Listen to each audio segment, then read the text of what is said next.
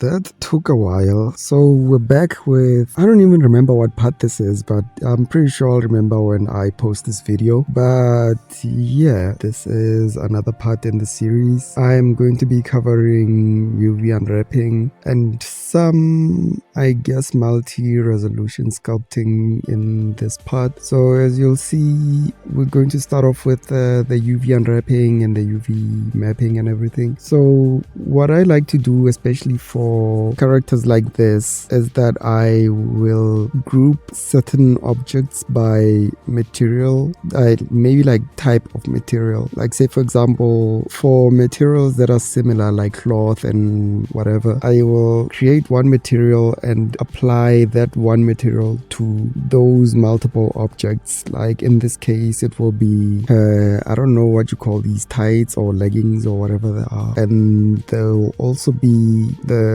undershirt or just shirt. Then there's also the pants and the cape, and then I'll also create another material for, it's the shoes, the leather straps on her arms, her forearms, I don't know what you call those, and her corset. Also the head I think will also share the material with the pants and everything else. But yeah, after doing all of that, I then UV unwrap. Now the way I do UV unwrapping, I don't know if anyone else does this, but I like to mark my seams before I do any, like, I guess, application of modifiers. You know, in this case, like I'll do the UVs and then apply the mirror afterwards, so that like when I apply the mirror, it's all like the UVs or the seams are already marked on both sides of the object, especially if it's symmetrical. So that saves a lot of time. And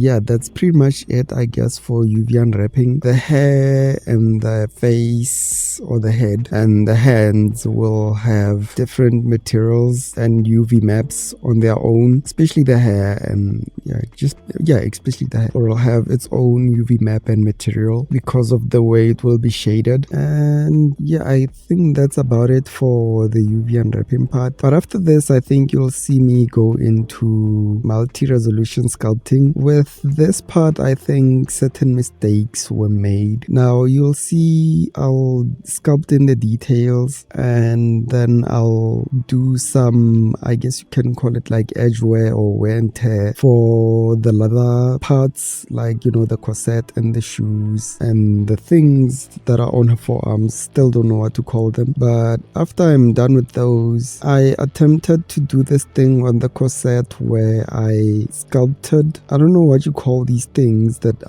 you know, where the strings that tie the corset on her back go through. The sort of like if you have seen like the way shoes are made, you know, like they sort of have those things, like these little metallic things where your shoelaces go through, you know, the corset also has those things. I tried sculpting those things in multi-resolution, but when I baked the texture, it kind of looked wonky and distorted. So yeah, I had to resculpt the whole thing, especially when but mainly when it came to the corset, not everything else. And yeah, other than that, I don't think there's anything else to mention when it comes to the leather parts of, you know, the material and everything. And then there was, I guess, detailing other parts, like you know, the ones that I will name as cloth, you know, from the legs to the shirt, pants, and the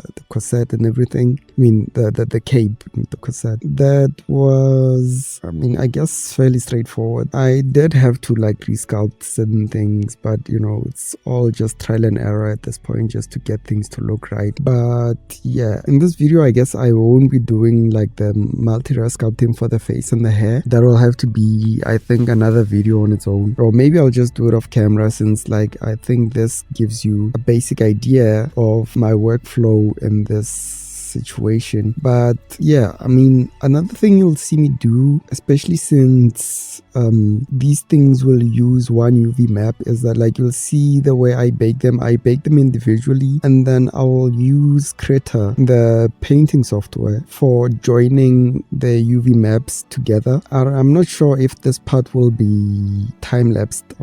I don't think it will be, but yeah, after doing all of that, I will use Krita to join the UV maps, especially just for the normals. Like, yeah, I'll join the normal maps and make them one image, and after doing that I will export it back to Blender. And since the material for each of these objects, you know, it's not a lot of materials, it's just like one material will have like 3 or 4 objects in it. When I apply those normal maps, they will appear on all those objects, so as to save a lot of like I guess texture space and everything like that, and you know, not to overload the whole thing with a bunch of materials. You know, I can just use maybe 1 or 2 materials for multiple objects. So yeah, I mean, that's pretty much the workflow. I don't really have much to talk about in this situation. I will do other parts of the shading and I guess my next videos, which hopefully they don't take as long as this one did. But yeah, I mean, other than that, I guess I will see you guys on the next part. And I've been getting new subscribers, you know, based on this project that I'm doing. I posted a short lately and it got me a few new subscribers. So for those of you who are new here, welcome. And if you want to see where this character started, there are videos on my channel. I don't have a playlist yet, but you know, you can go sequentially from the beginning up until now and you'll see where it all started and how we got where we are. But yeah, other than that, you know, keep on doing the YouTube stuff and helping the channel grow. You know, we've been growing a lot recently, so yeah, thank you. And yeah, I guess I'll see you guys on the next video, which will be more shading and texture painting. So yeah, later.